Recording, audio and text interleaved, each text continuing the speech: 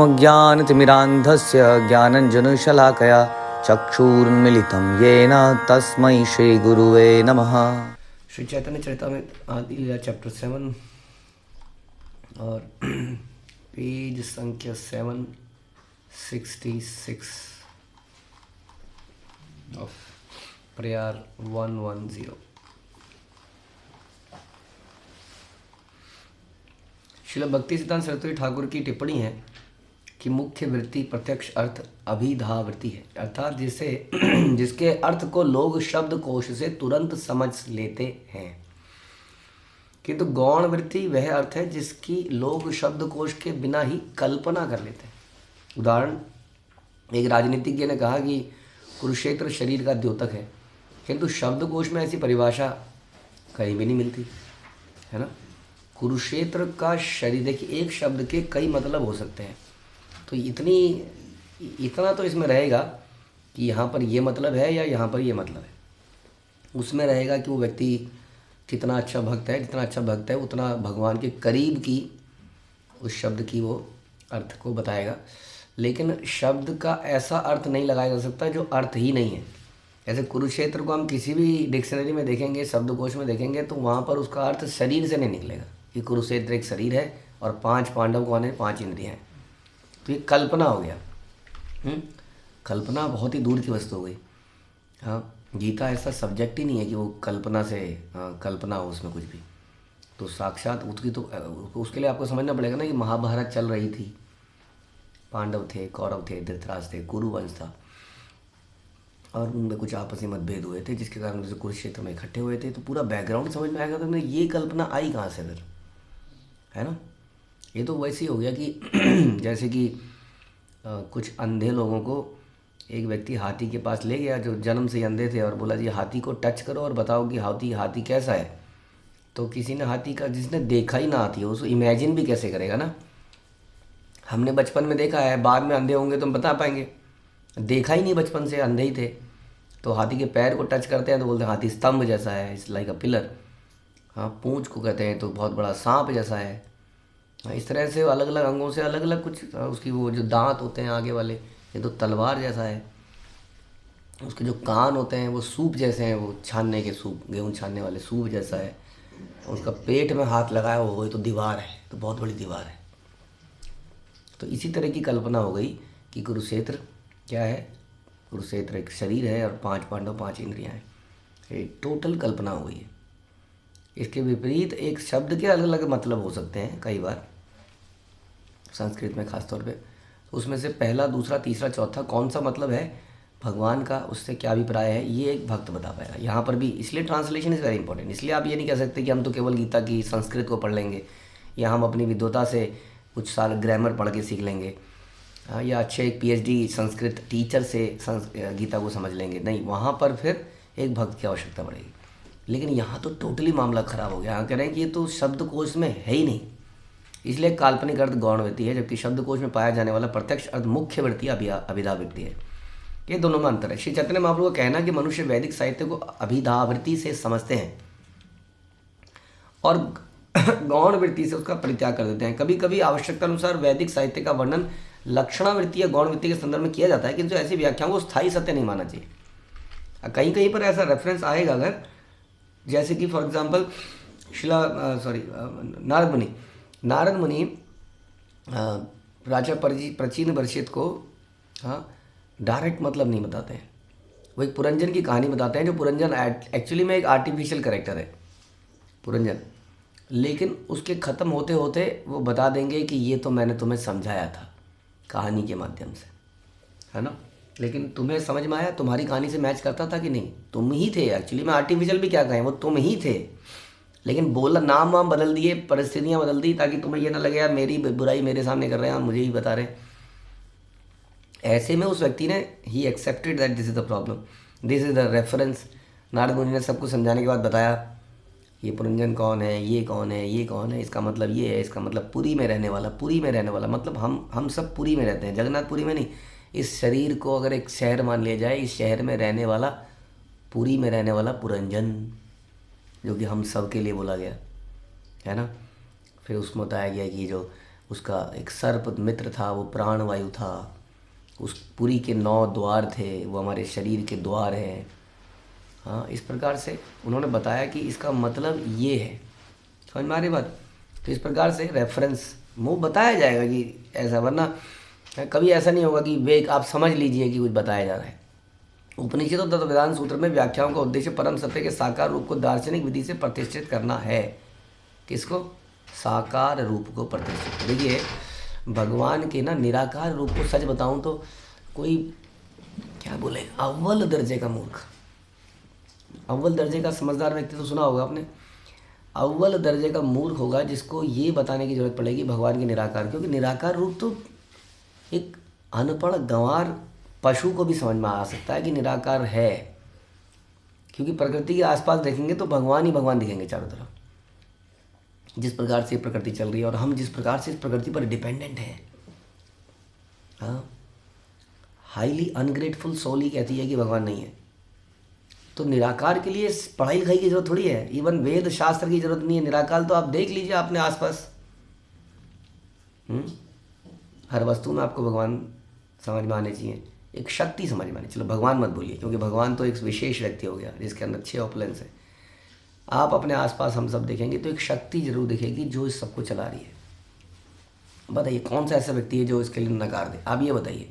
आपके सामने बहुत सारे लोग आए होंगे ज़िंदगी में जिनको प्रीच करना बड़ा डिफ़िकल्ट रहा होगा, because of Krishna, because of Bhagwan, because of deity worship, because of chanting. मैं नहीं मानता चैंटिंग को, मैं नहीं मानता मूर्तियों को, मैं नहीं मानता साकार रूप को, मैं नहीं मानता कि भगवान का कोई रूप रंग है, मैं नहीं मानता कि वो जन्म लेते हैं, मैं नहीं मानता वटेवर कि वो नंद बाबा के पुत्र हैं, मैं नहीं मानता, मैं नहीं मानती, मैं नहीं मानती। लेकिन मुझे नहीं लगता कोई ऐसा व्यक्ति आपको मिला होगा कि जो ये कहे कि नहीं कोई शक्ति नहीं है, इस सब के पीछे कोई शक्ति नहीं है। पता नहीं कहाँ है वो शून्यवादी लोग। तो शून्यवादी लोग तो बहुत ही कम दिखते हैं मुझे, और जो भी शून्यवादी बोलती हैं वो भी शून्यवादी हैं नहीं वास्तव में। थोड़ी देर उनसे चर्चा करोगे तो क्या होगे, हाँ कोई तो है। जैसे आजकल एक थ्योरी कई दिनों से चली है, यूनिवर्स, वो कहते हैं कोई यूनिवर्स पावर है, यूनिवर्सल पावर है कोई, वो इतना कहते हैं, यूनिवर्स इज डूइंग एवरीथिंग, है ना। तो यूनिवर्स इज व्हाट? पावर, शक्ति। जैसे कई लोग कहते हैं कि ब्रह्म एक शक्ति है, कई लोग कहते हैं ज्योत एक शक्ति है, उसमें सब मिल जाएंगे। तो ये शक्ति को, निराकार को समझना तो इसके लिए पढ़ने की ज़रूरत है ही नहीं वास्तव में। अंधा, गूंगा, बहरा, लूला, लंगड़ा ही हो सकता है। हाँ, ऐसा वो लोगों के अंदर भी। सूरदास महान भक्त बने होते ही, अंधे थे वो तो, देख नहीं सकते थे। यानी कि आँखों नेत्रहीन व्यक्ति भी समझ जाता है कि भगवान है या शक्ति है। तो उपनिषद और वेदांत सूत्र क्यों बनाए गए बता रहे हैं। इसका मुख्य उद्देश्य था परम सत्य के साकार रूप को दार्शनिक विधि से प्रतिष्ठित करना, दार्शनिक विधि से, नॉट इमोशनली, सेंटिमेंटली, साबित करना कि भगवान एक क्या है, साकार रूप है, एक व्यक्ति है जिनसे प्रेम करा जा सकता है, जिनसे आदान प्रदान किया जा सकता है, जिनसे बातचीत करी जा सकती है। ये स्थापित करने के लिए पढ़ाई लिखाई की जरूरत है वेद शास्त्र की, क्योंकि अगर बातचीत करी जा सकती है तो कहाँ मिलेंगे, कैसे उनको सम्मान देना चाहिए हमें, कैसे उनकी पूजा पाठ करनी चाहिए हमें, हमसे वो क्या एक्सपेक्ट करते हैं, है ना। तो लॉट ऑफ क्वेश्चंस। अब शक्ति तो है ही, वो तो चल ही रही है, वो तो जल तो बह ही रहा है, ज़मीन को खोदते हैं तो नीचे से पानी निकल आता है, कितनी हैरानी की बात है। सोचते रहें तो सोचते ही रहें, प्रकृति में चल क्या रहा है बताइए। अब हम कई बार मैं सोचता हूँ कि क्या हो गया है कलयुग में, सारी नदियाँ सूख गई, लेकिन फिर राहत सी मिलती है, कहीं भी ज़मीन खोदो तो नीचे से पानी अभी भी निकल आता है भैया। कितनी बड़ी बात है, नीचे से प्योर पानी निकल रहा है जो पी सकते हैं वास्तव में हम, अनलेस कि हमने फैक्ट्रियों से उसको कंटामिनेट कर दिया। सोचिए कितनी अजीब सी बात है, ज़मीन के नीचे से पानी। हम सुनते थे बचपन में, अर्जुन ने बाण मारा तो नीचे से पानी निकल आया।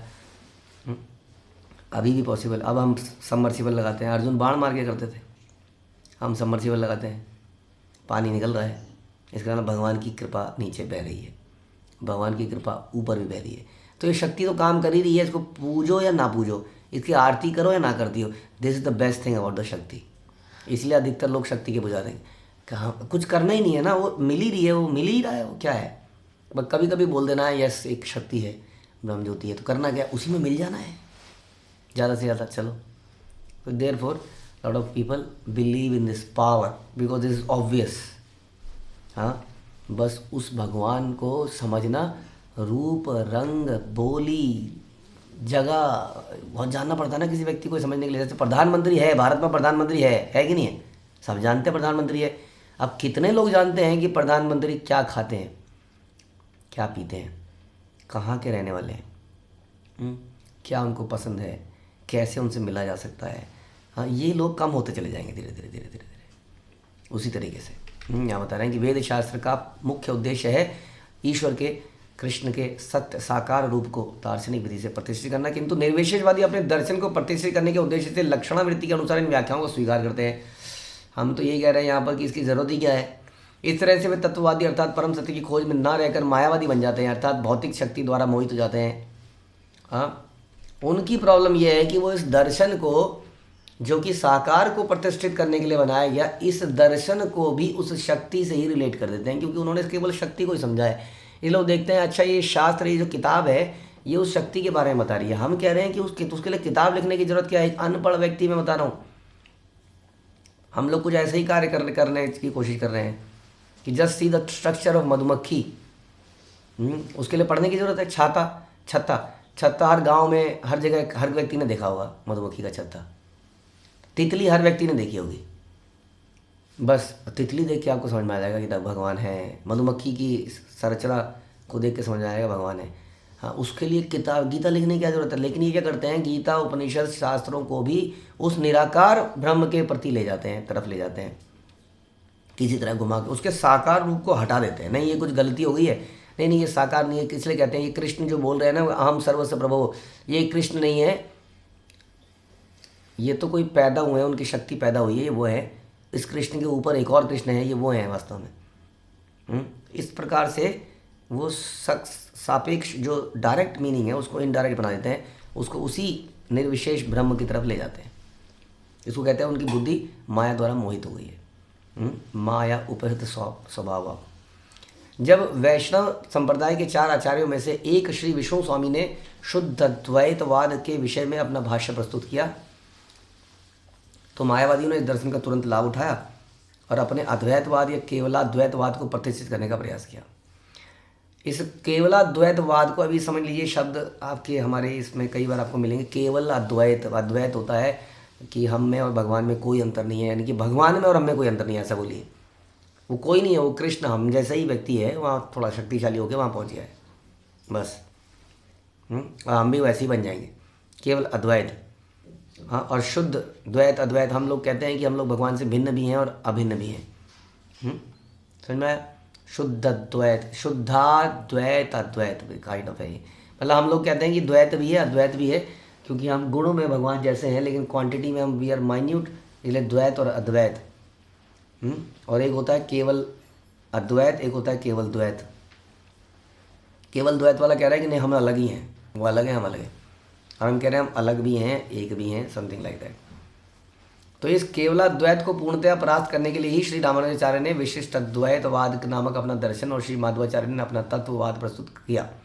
ये दोनों ही मायावादियों के लिए अवरोधक हैं, क्योंकि ये उनके दर्शन को पूर्णतया परास्त करते हैं। मध्वाचार्य हमारी परंपरा के अग्रणी वैदिक दर्शन के छात्र अच्छी तरह जानते हैं कि रामानुजाचार्य के विशिष्ट अद्वैत तथा श्री मध्वाचार्य के तत्ववाद निर्विशेष मायावाद दर्शन का कितना प्रबल विरोध करते हैं, किंतु चैतन्य महाप्रभु ने वेदांत दर्शन के प्रत्यक्ष अर्थ को स्वीकार किया और इस तरह मायावाद दर्शन को तुरंत परास्त कर दिया। इस संबंध में उन्होंने अपना मत व्यक्त किया, जो कि जो भी शारीरिक भाष्य के सिद्धांतों का अनुसरण करता है उसका विनाश अवश्यम भावी है। समझ में आया? विनाश ये बड़ा खतरनाक विषय है वास्तव में हम लोगों के लिए। इसके लिए बड़ा हमें we should be alert. Problem ये है कि शारीरिक भाष्य हम सोचते हैं केवल शंकरा भाष्य नहीं पढ़ना है। There are lot of Bhagavad Gita जो कि एक्चुअली में शंकरा भाष्य से प्रभावित है, वो डायरेक्टली शंकराचार्य द्वारा नहीं लिखी गई है। हाँ, बहुत सारे जहाँ पर कृष्ण को सुप्रीम पर्सनैलिटी ऑफ गॉडहेड के रूप में स्थापित नहीं किया जा रहा है, समझ लीजिए वो सारे के सारे इस शारीरिक भाष्य से प्रेरित व्याख्याएं हैं। और हम कहते हैं क्या गलत है इनको पढ़ने में, क्या गलत है इनको सुनने में, क्या गलत है? वो इतना बड़ा काम किया उन्होंने, गीता को हर घर घर में पहुंचा दिया, क्या गलत है इसमें? जो भी कृष्ण को साक्षात सुप्रीम पर्सनैलिटी ऑफ गॉडहेड के रूप में डायरेक्टली एकदम क्लियरली स्थापित नहीं कर रहा है, वो घनघोर पाप कर रहा है, क्योंकि वो ये दिखाने की कोशिश कर रहा है कि आप भी गीता पढ़ रहे हो, आप भी धार्मिक हो, अब आगे करने की जरूरत क्या है, आप रोज़ तो गीता पढ़ रहे हो। यही तो बोला गया है कि रोज़ पढ़िए, भगवान की वाणी को रोज़ पढ़िए। एक तरह से समझ लीजिए आप उसको नकली दवाइयाँ दे रहे हो, वो सोच रहा है कि वो दवाइयाँ खा रहा है। आप किसी को दवाइयाँ दे रहे हो बहुत बड़ी भयंकर बीमारी की, हाँ, और वो सोच रहा है वो दवाई खा रहा है, लेकिन 1 साल बाद पता चलता सारी दवाइयाँ नकली थी और वो आदमी मर गया। कितना भयंकर! इससे अच्छा तो ये था कि वो दवाई ना खाता, उसको कम से कम एहसास रहता, तो वो कुछ आयुर्वेदिक लेने का प्रयास करता, होम्योपैथिक लेता, नहीं तो किसी के पास जाता, एक्सरसाइज करता, कुछ तो दिमाग में आता। उसकी हालत ख़राब होती तो सोचता नहीं अब डॉक्टर के पास जाना ही चाहिए। अभी तो उसको लग रहा है कि वो जा रहा है डॉक्टर के पास, दवाई खा रहा है, एवरीथिंग इज़ फाइन, इसलिए इसको सबसे बड़ा अपराध माना गया मायावाद को। और फिर भी लोग हमसे पूछते हैं क्या दिक्कत है इस किताब को पढ़ने में, क्या दिक्कत है? इसमें बताया तो है, देखिए गीता के श्लोक में वही तो लिखा है, इन्होंने भी वही लिखा है, डिफरेंस इतना कम होगा कि हम समझ नहीं पाएंगे। हमारे इस ग्रंथ में Bhagavad Gita as it is में श्रील प्रभुपाद हर परपट में इसको स्थापित करेंगे कि ईश्वर साकार है और supreme personality of godhead is Krishna himself. इतनी बार स्थापित किया जाएगा कि आपके खून में घुस जाएगा।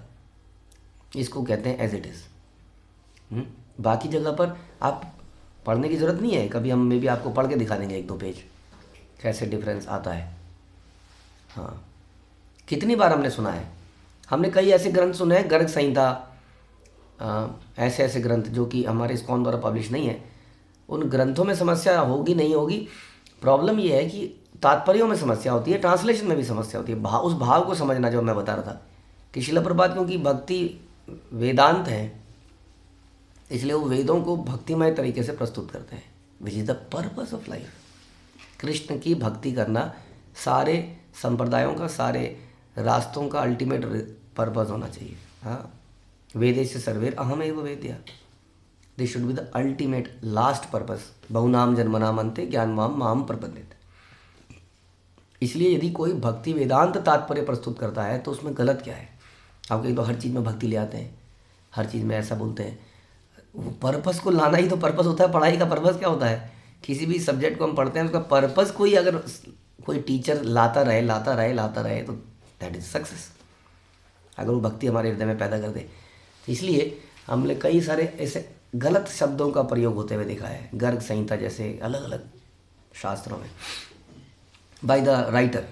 और क्या हो रहा है, कई बार वक्ता बोल रहा है, पढ़ रहा है उसको, अब पढ़ते पढ़ते वो शब्द को पढ़ दे रहा है, उसको पता ही नहीं अगला शब्द क्या आएगा। सारी ऑडियंस बैठी है, सुनिए बड़ा प्रॉब्लम है, सारी ऑडियंस बैठी है, वो शब्द उसके मुंह से निकल गया, फिर वो उसको एक्सप्लेन करने को, उसको कवर अप करने की कोशिश कर रहे हैं क्योंकि डिवोटी हैं, लेकिन बोल दिया ना अब कईयों ने तो सुन लिया। अब वो सुन लिया तो उनके जहन में कहीं ना कहीं कौन सा आदमी आपकी कौन सी बात को पकड़ लेगा, यू नेवर नो, और वहीं पर बेड़ा गर्क हो गया। इसलिए हम कहते हैं क्यों, why to take support of these. सारे शास्त्रों में बोला कि Srimad Bhagavatam is the ultimate thing. तो ये कहने का मतलब है केवल भक्तों द्वारा, हाँ, केवल भक्तों द्वारा लिखे गए ग्रंथों को, शुद्ध भक्तों द्वारा लिखे गए ग्रंथों को पढ़ने का प्रयास करना चाहिए, नहीं तो बहुत बड़ा खतरा है। लेकिन ये बात समझानी बड़ा मुश्किल है क्योंकि ओल्ड हैबिट्स डाई हार्ड, हम बड़े रिजिड हो जाते हैं, हम अपनी पुरानी चोलों को उतार नहीं पाते हैं और ये साबित करने में लगे रहते हैं कि हम गलत कभी नहीं तो थे, ना ही हो सकते हैं। क्योंकि अगर ये साबित हो गया अभी तक मैंने बचपन से जो पढ़ा इसका मतलब गलत था, तो इसका मतलब मैंने 25 साल झोंक दिए, हमने बर्बाद कर दिए। ये गिल्ट फीलिंग वो आने ही नहीं देना चाहते। ये गिल्ट फीलिंग बड़ी ज़रूरी। कुछ दिन पहले मुझसे किसी ने पूछा कि प्रभु जी एंग्जाइटी होती है इस चीज़ की, मैंने कहा तो एंग्जाइटी तो होनी चाहिए, बिना एंग्जाइटी के आप आगे जियोगे कैसे? जब भी तो आपको समझ में आएगा कि कुछ करना है, मैंने जीवन बेकार कर दिया, बड़ा दुख होता है, होना ही चाहिए दुख, तभी तो कुछ करेंगे आगे। हाँ, फील गुड के चक्कर में तो मरता है आदमी, मारा जा रहा है लेकिन फील गुड कराए जा रहे हैं उसको। इट्स ए इमरजेंसी, खाएगा फील गुड। भगवान कह रहे हैं दुखा लेना शाश्वतम, वो कह रहे हैं नहीं, feel good here you will get the success, feel good. इसलिए हम कहते हैं ना तो हम पैसिमिस्टिक है ना ऑप्टिमिस्टिक है, वी आर रियलिस्टिक। अंडरस्टैंड कि मृत्यु आने वाली है, अंडरस्टैंड कि बुढ़ापा तेजी से आ रहा है। पुरंजन की कहानी में यही बताया कैसे पुरंजन की नगरी में काल कन्या इत्यादि चंड वेग का आक्रमण हुआ।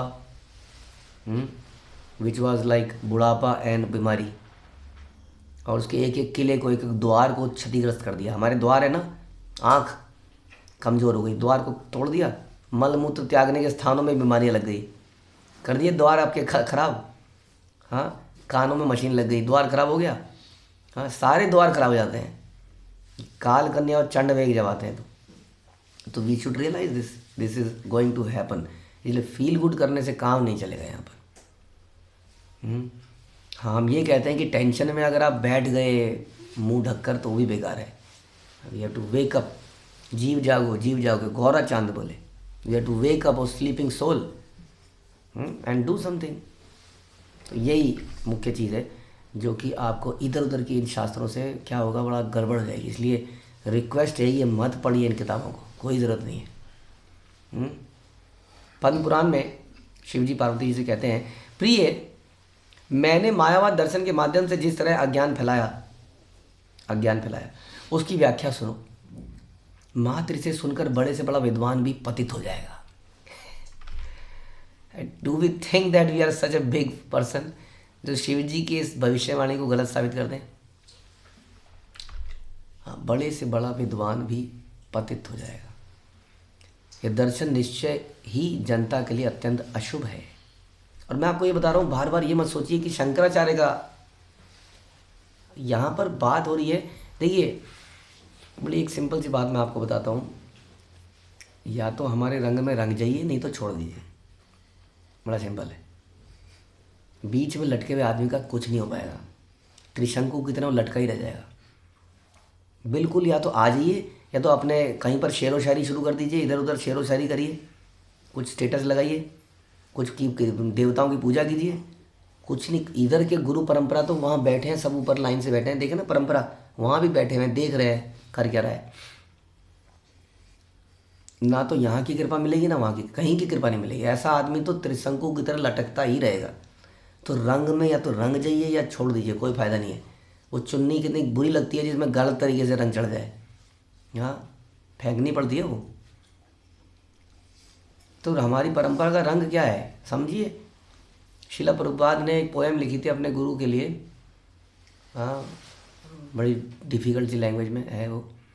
बेसिकली उसमें इम्पर्सनलिस्ट थ्योरी के बारे में बताया था कि जो शिला भक्ति सिद्धांत सरस्वती ठाकुर है, उनकी ग्लोरिफिकेशन में, सारी में ग्लोरिफिकेशन में एक ही चीज़ उन्होंने प्रस्तुत करी थी कि इन्होंने इम्पर्सनलिस्ट को फेंक दिया है और पर्सनलिज्म को स्थापित किया है। और भक्ति सिद्धांत उनके गुरु बड़े प्रसन्न हुए थे इसको। शिला प्रभुपाद के परपट्स में कई बार हम परपट को पढ़ते पढ़ते थक जाते हैं कि प्रभुपाद कितने श्लोकों में यही बात लिखेंगे, लेकिन हमारी समझ में फिर भी नहीं आ रहा है। फिर भी हम कह रहे हैं नहीं, इस किताब में क्या प्रॉब्लम है, इस किताब में क्या प्रॉब्लम है। ये रंग है हमारी परंपरा का। कृष्णा इज द सुप्रीम, यही शास्त्र, यही वाले शास्त्र यथारूप, this is supreme, no demigod worship. ये हमारे परंपरा का रंग है, इसमें कोई डिस्कशन नहीं है कहीं पर भी। आपको हमको कट्टर बोल दीजिए, कुछ ही बोल दीजिए, यही रंग है। इस रंग में यदि हम नहीं रंग पा रहे हैं तो कुछ हो नहीं पाएगा, 100% नहीं हो पाएगा। आप चाहे दीक्षा लीजिए, 2 बार ले लीजिए, 3 बार ले लीजिए, पता नहीं चौथी मिलती है कि तो चौथी भी ले लीजिए, उससे कुछ हो नहीं पाएगा। क्योंकि परंपरा का रंग यही है ना, हमने कुछ और ही रंग चढ़ाए जा रहे हैं। समझ में आ रहा है? तो आपको इन तात्पर्यों से परंपरा का रंग समझ में आता है कि इस रंग में मुझे रंगना है, और उसमें अगर आप अपने आप को ढाल लें तो this is the best thing to do. We are not so much intelligent. कौन है आप में से इतना इंटेलिजेंट? हम में से जो रूप और सनातन की इंटेलिजेंस को तोड़ दे, बताइए। हाँ, इतने इंटेलिजेंट लोग कि मुस्लिम राजा ने वो जॉब का एप्लीकेशन लेके नहीं गए थे उनके पास। सुनिए, कोई ऐसा हुआ है आपके घर में, आपके साथ, किसी के साथ, हम लोगों में, कि आपके घर में कोई आया हो, प्लीज़ कंपनी का CEO बन जाइए, प्लीज़ CEO बन जाइए, प्लीज़। क्या चाहिए? बंगला, गाड़ी, सोने की ढेर, क्या चाहिए बताइए? ऐसा हुआ था उनके साथ। हाँ, प्राइम मिनिस्टर, मैंने तो कंपनी का CEO बताया। हाँ, कोई घर है, प्राइम मिनिस्टर बन जाइए, प्लीज़ प्राइम मिनिस्टर बन जाइए, प्लीज़ इंडिया का फाइनेंस मिनिस्टर बन जाइए। इस तरीके से नवाब हुसैन उनके घर में आएगा कि आप कर लीजिए ऐसा। उन्होंने कहा नहीं करेंगे। अच्छा, आई बता दो, नहीं करोगे तुम? ये सारे वैष्णव को सूली पे चढ़ा दूंगा। अब बताओ, अब इतना जोर देके, अब उनसे इंटेलिजेंट हम हो कैसे सकते हैं? मेरे को तो आज तक यही मटेरियली कह रहे हैं भाई, तो हम स्पिरिचुअली तो बोल ही नहीं रहे। कौन आप में से, हम में से कौन इतना इंटेलिजेंट है, किसने कौन सा एग्ज़ाम क्रैक कर लिया है, क्या कर लिया उसने, कितनी इनकम है उसकी, क्या सैलरी है उसकी। इतनी सैलरी है कि कई नावों की सोना, कई नावें कितना, 10 ग्राम इज 60,000, तो कितना हुआ, 1 किलो कितने का हुआ, 10 ग्राम को 100 से मल्टीप्लाई करते हैं, है ना, 10 ग्राम को 100 से मल्टीप्लाई, लेकिन 60,000 को 100 से मल्टीप्लाई करें 6,60,00,000, 6 करोड़, अरे 1000 से करेंगे तो 6 करोड़, पता नहीं जो भी है, 60 लाख वटेवर 1 करोड़।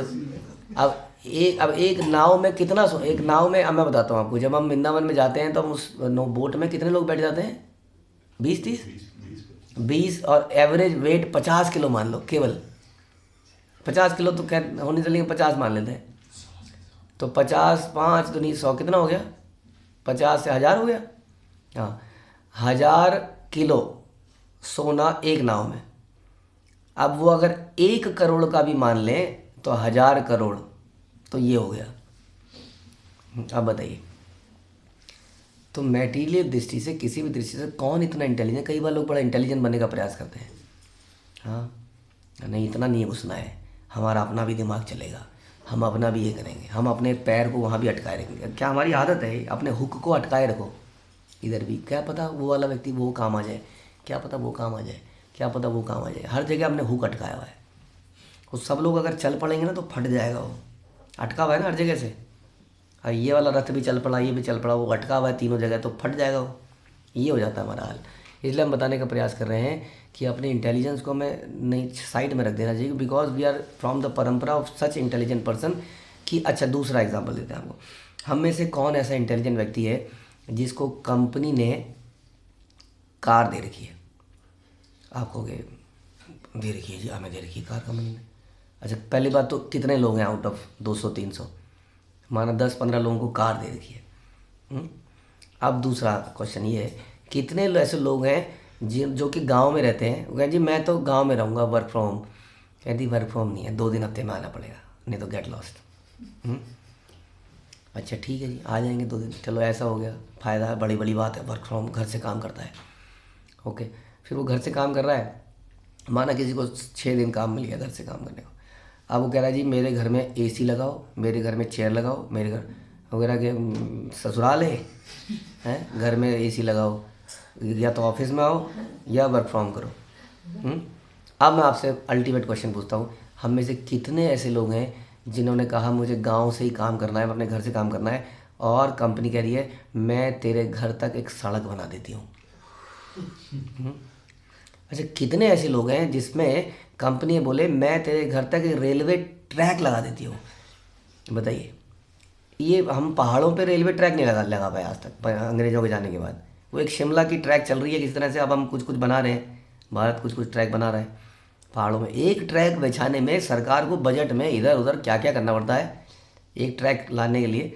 अब उसको उनके भक्ति विनोद ठाकुर के घर पर ट्रैक जा रहा है, रेल जा रही है। बताइए, एक आदमी के लिए रेल आपको सरकार ने दिया या आपको कंपनी ने दिया कार, हाँ कार बनी बनाई सड़क पर जाने के लिए।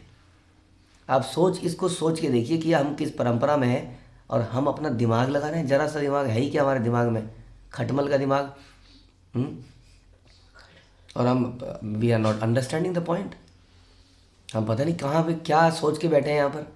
इसलिए it is very important to understand कि ये क्या बता रहे हैं कि बड़े बड़े विद्वान का पतन हो जाएगा, बता रहे हैं ऐसी चीज़ों को पढ़ने से। यह दर्शन निश्चय ही जनता के लिए अत्यंत अशुभ है, और हम कह रहे हैं नहीं शुभ है। ऐसा कैसे कह सकते हैं आप? बहस कर रहे हैं, क्या नहीं कर रहे हैं उसके लिए हम कह रहे नहीं ऐसा नहीं है। अरे मानते आप इंटेलिजेंट है, हो सकता है उसमें से कुछ पार्ट सही हो सकता है कुछ, लेकिन why we are not surrendering to this guru परंपरा, वाई नॉट? इसका मतलब हम लॉयल नहीं है ना। हमें किसी एक अपने पति के अलावा किसी और से भी हमारा चल रहा है ना मामला। तो इतनी सी बात समझ में क्यों नहीं आती है?